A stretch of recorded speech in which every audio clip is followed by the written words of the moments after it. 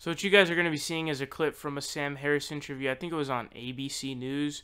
So the sort of crux of it was kind of weird of the whole social media thing, but he gets to an interesting point that I wanted to talk about. But it's going to be 2 points that I'm going to make. Check it out.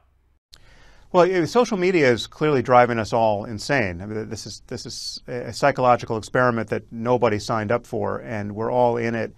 And we each have to curate the contents of our own consciousness a little more carefully than we have been, and rethink our relationship to these platforms. We have to resist this slide into a false equivalency, because in America now we have people, most of them support Trump, who think that there is an equivalence between something like the New York Times and a website like Breitbart, right? And that comparison is so obscene that it really need not even be criticized. But the problem is that every time the New York Times gets something wrong, it seems to lend credence to the fact that, well, there's really no objective standard of journalism in the first place, so just kind of pick whatever channel of misinformation you like, and the whole world becomes social media. So Sam does make a good point there. And to be fair to Sam and give him some credit where it's due, he has been a strong critic of Trump and Trump supporters.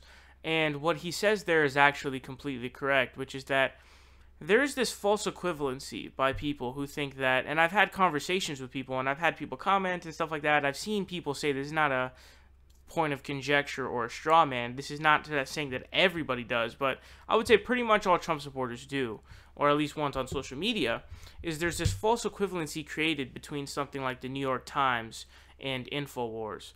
Or, maybe Breitbart gets like a little notch up, so we'll use Breitbart as an example because, I don't know, maybe people will say, oh, you're strawman or whatever. But let's say you take New York Times and Breitbart, or you take the Washington Post and Drudge or something like that. And there's this sort of,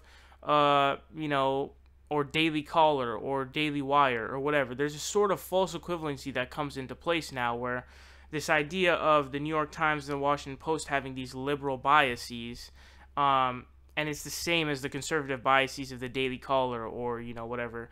It's not the same thing because the Daily Caller, and first of all, the Daily Caller is sort of close to a sort of Breitbart. It's not exactly there yet, but it's kind of close. And so their whole thing is basically a literal, like pretty much outright right-wing bias, massive right-wing bias. CNN, the New York Post, or not New York, the New York Times, the Washington Post.